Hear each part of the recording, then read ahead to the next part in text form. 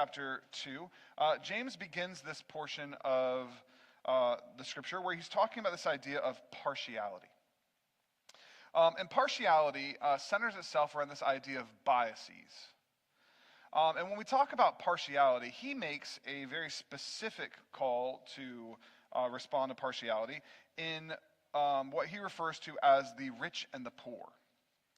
At this time, 1st century AD, there was a marked distinction, a very significant class difference between those who had money and those who didn't have money. And there was a very big difference in the way that people who had money were treated compared to those who didn't have money. So when James says that you shouldn't go around saying like, oh, I've got a special seat for you, oh, I've got a special place for you, when a rich person comes in, this would have been something that was happening fairly regularly in the early church, particularly in the early church that was probably meeting in homes, probably meeting in small spaces, probably meeting in places in which there weren't enough seats for everybody. We hear stories in the New Testament. I'm sure you guys have heard these stories of like people literally sitting in windows, like people like having to like pull people through the roofs to hear what's going on. Like stuff happens. I mean, there's one point in the book of Acts where they are gathering for prayer and they're listening to the apostles' teaching, and there's so many people in this room where they're gathering that there are literally people sitting on the windowsills. And they're praying and worshiping so far into the night that a person falls asleep in the windowsill. Have you guys ever heard this story? And they actually fall out of the window. And Peter has to go down and heal a little girl who, was there in this space. So these are small spaces. There's a lot of people around. And he makes this point where he says, there are some of you that in these spaces, as they're gathering, and there's not enough chairs for everybody, and everyone's just kind of packed in, and there seems to be this rush of people coming in, that there seems to be this situation where you are, when somebody who's wealthy comes in, you're saying, oh, let me clear a space for you, and let me find a seat of honor, and let me find a place for you to be, and I'm going to move people out of those seats and tell them, well, you go stand over there, or you just come sit here on the floor, or it's just this movement where, like, all of a sudden, somebody comes into the gathering, and they're given this special place of honor in the midst of their gathering, and other people we are kind of like pushing off to the side. Now, this for us in our day and age, as of right now I'm hoping there's going to be a day, but as of right now, we're not in trouble of having to find a seat of honor in our sanctuary. Now, I would love for everyone to take the seats of honor in our sanctuary. Talking to you. Dan's lonely. You gotta come sit with Dan. We are not in a place right now where I think that we are in danger of saying, oh, we don't have enough seats. If we ever did get to that point, you could probably talk me into maybe we'd have a second service, or there's different things. Like we've got options that we can do and those type of things. But I think this conversation around partiality is something that each and every one of us have to deal with today. I also don't know that we necessarily live in a society where I see the major biases and the major preferential treatment being given to those who have wealth. I don't know that our society deals with this disparity of honoring those who are wealthy more than those who might be poor. I think what we really have a problem with is that we honor the people that make us feel comfortable and that we can relate to, and anybody who doesn't, we tend to say, oh, well, you just go sit over there, or you just do whatever. Which means we may not necessarily have a problem in here with, treating somebody who happens to be wealthy with undue respect. And that's what biases is. Biases is honor given to individuals based upon some sort of external circumstance. And our biases could be positive and they could be negative. And for some of us in this room, maybe we do have socioeconomic biases. If you happen to be wealthy, you might have biases to people who are not wealthy. You may not even realize you have those biases. And those biases may come out in phrases like, well, if you just work harder, then you'd have more money too. Or if you just tried a little bit more. Oh, if you just did a little bit extra. Those are all statements of biases in which we are honoring something over another thing. But your biases may not be socioeconomic at all. Your biases might be based upon the sports team that you like. Your biases might be based upon the hobby that you're involved in. Your biases might be based on the neighborhood you live in or the committee that you're on. Your biases might be based upon the shows you watch, the books you read, the tribe or the community that you find yourselves in. And each of us have to deal with these biases. There are people in my life, I'm not ashamed to admit, that I'm more comfortable around than other people. There are people which I'm naturally going to have an easier time having a conversation with, an easier time for me to sit down and to invite into my home. There are other people that's going to be harder for me to do so with. The problem or the challenge here isn't necessarily the fact that we have the biases. It's not the fact that we have and we show preference. It's not the fact that we show partiality. What happens is when we realize we are showing partiality and when we realize that we have these biases, what am I doing to actually break down those biases so that I can fulfill the law of Christ, which says to love my neighbor as myself?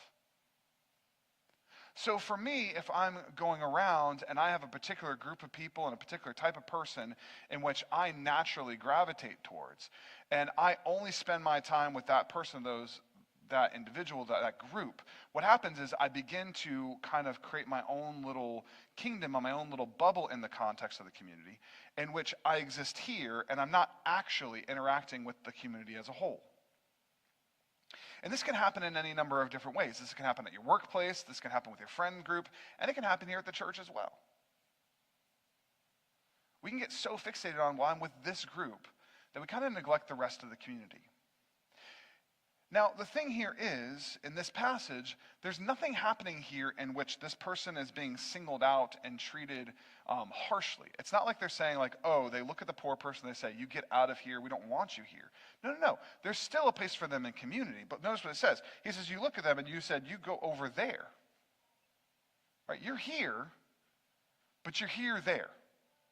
You know what I mean? Like you're around, but like you're not around me. And what can happen is, I think for us, where we are in our society today, is we naturally can begin to actually create separation in the context of our spiritual community based upon our biases. And that can look different in different situations and different circumstances. And I don't know all the complexities of the inner workings of interpersonal relationships at North Bay. But it can get very easy for us to get in a situation of saying, well, this is my stuff in my community, and like you can't mess with our stuff in our community, right? Like, no, we need to keep this separate and this, like over here, you guys use that stuff over there. Our community is such that as it is growing and as we are developing, what's going to happen is we're naturally going to get in a situation in which a lot of our spaces, a lot of the things that we're doing here at North Bay are going to be community spaces.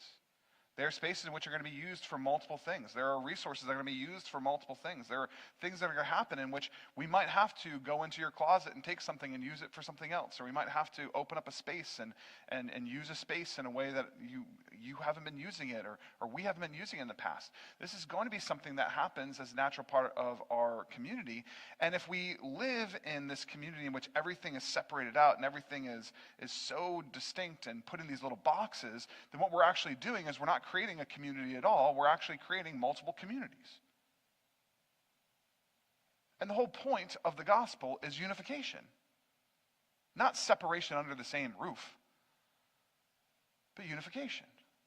And we know this is important because James actually connects showing partiality to the fact that he calls partiality a sin. And you're saying, whoa. My preferences and my biases are actually sinful? Yes. Look at what it says in verse 8. If you really want to fulfill the law, according to Scripture, you shall love your neighbor as yourself, you are doing well. But if you show partiality, you are committing sin. And you are convicted by law as transgressor. For whoever keeps the whole law, but falls in one point, has become guilty of all of it. This is a hard thing for us to understand when we're talking about this idea of the law, and James calling the law, and the law that we're talking about here is the Levitical law. This is the law of the prophets. This is the law that has been established for the Jewish people. And what he says here is he says, if an individual is seeking the law, they seek a good thing. However, if you break a portion of the law, you are actually breaking all of the law. So, we could translate this into modern time to where if I were to go out and I were to go to the store today, I don't think I'm going to do this, by the way. It's not my plan. But if I were to go out today and I were to go to Publix, and I noticed that there was something at Publix that I particularly wanted, but this thing was particularly more expensive than I wanted to pay for it. Right, whatever it might be. So I just take that thing and I slip it into my pocket, right? I buy some groceries, whatever, but I have taken some things off the shelf that I did not pay for. Does anybody know what that is called? Thank you. Now, do I have to look very far into the law of Moses to find out whether or not stealing is part of the law? In fact, it's like one of the 10. You know, like, I'm not even talking about like the 600 other laws and like the law of Moses. I'm talking about like just the 10 commandments, right? There's one that talks about stealing. Am I right in that, remembering that?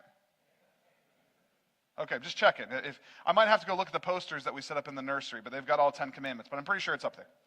All right, don't steal stuff. Now, here's the thing. If I steal something, guess what that makes me? A thief. And thieves are criminals. Right? I have broken one portion of the law that makes me a criminal. Does it matter if I get caught stealing and I go, well, I've never evaded taxes? Or, oh, I've never murdered anybody.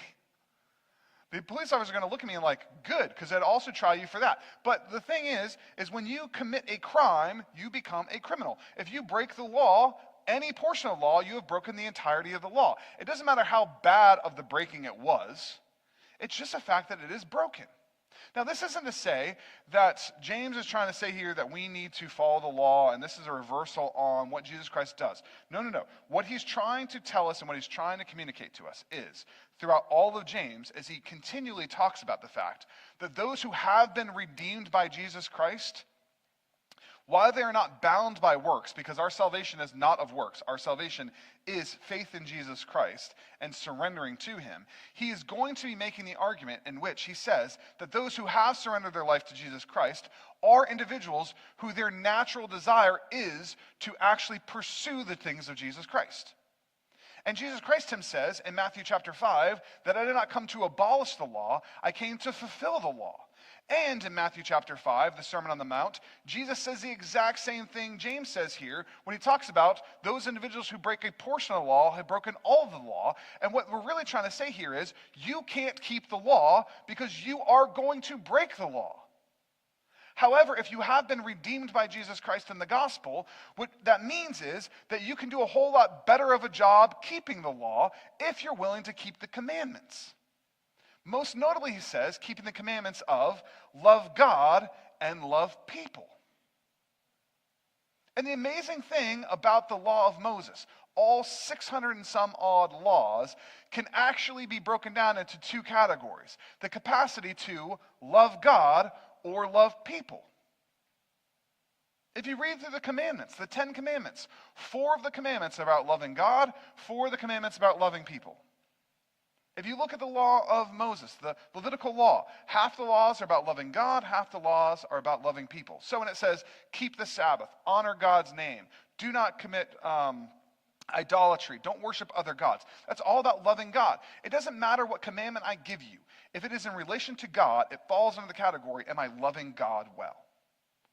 And there's a whole bunch of things about not stealing and not committing adultery and not coveting what's not yours and not taking something and not hurting other people and not showing hatred in your heart. All those different things all boil around the idea of loving people. So if I love God well through my relationship in Jesus Christ, I will naturally keep the laws associated with loving God well. See what I'm saying? And if I love people well, I will naturally keep the laws associated with loving people well. So if I align my heart with the gospel and with Jesus Christ, I don't have to do a lot of work to try to not show partiality to the people around me, because my heart is being transformed as a heart which is loving towards people. And if I truly loved people, I wouldn't care how much they make, what race they are, what gender they are, or what their interests are. Because I love people for the sake that they are made in the image of God and they hold image bearer status, then what does it matter how much is in their bank account? And what does it matter what their profession is? But when we focus our hearts and our eyes on the external, we will always show partiality. It will be natural outflow. But when we focus our hearts and our eyes on who Jesus Christ is and what Jesus Christ has done for us, it will abolish partiality and preference. And this is in radical opposition to our natures. Our nature is going to want to desire partiality and preference. Always. But here's the amazing thing about the gospel. Your nature has been put on the cross with Jesus Christ. And you've been given a new nature. Your nature is no longer a nature of partiality and preference and biases. Your nature as a Christian is a nature in which seeks to love God and love people. But are you nurturing that nature to where you are loving God and loving people better? And James says we need to make sure that we are cultivating the nature in which shows love to people, regardless of circumstance. So my question for you this morning is, if you look at your life, are there areas, are there people groups, are there situations, are there socioeconomic backgrounds, are there preferences in which you are allowing to run rampant in your life? I have in my mind an image of a garden. And sometimes I can think of my life like it's a garden. And if I look at the portion of the garden that maybe I'm growing in my patience, and I have a portion of my garden in which maybe I'm growing in my capacity for empathy, and I have a portion of my garden where I'm growing steadfastness, and there's a portion of my garden which I'm growing love for God, and a portion of my garden where I'm growing love for people. You know what I'm talking about? Like I grow different crops in different portions of the garden. And if you think through the garden in your heart and in your mind, and you're looking through all those different things, what portions of your garden are growing well and flourishing? So I have a portion of garden that might be for knowledge. Like for me, that might be a flourishing portion of my garden. The fruit is growing big, right? It's being watered, it's being nurtured. I'm reading, I'm watching things, I'm studying, I'm doing all this, like I'm building it all up. And maybe there are other portions of the garden which some weeds have sprung up, and I haven't tilled the ground in a while, and I haven't cultivated what's going on in that portion of the garden. And if I look at maybe the portion of the garden of empathy, maybe I look at that and I say, oh man, like there's some things I need to do here in this area of my life that like there's some weeds that I need to pull out, there's some tilling that needs to happen, I need to plant some fruit in there, like I need to do a little bit of work here. Maybe I need to water, maybe I need to add some nutrients to it. As you're thinking about the garden in your life, what are the portions of the garden that are growing really, really well? And then the question you can ask yourself is, well, what am I doing to grow those portions of the garden? If I know that I'm dedicating time and energy and resources to read and study and to grow in this area of my life, well, if I want to cultivate another portion of the garden, what do you think I should do? All the things that I was doing to cultivate the healthy part of the garden, I should probably do the same thing to cultivate the part of the garden which isn't growing. So my question for you this morning is, as you look at those portions of your garden, what parts of the garden are growing really, really well? Thank God and celebrate God for that. But then think through, what do I do to cultivate that portion? And then what I want you to do is, okay, what's one section of the garden that needs some weeding? What's one section of my heart and my life in which I need to do a little cultivation for?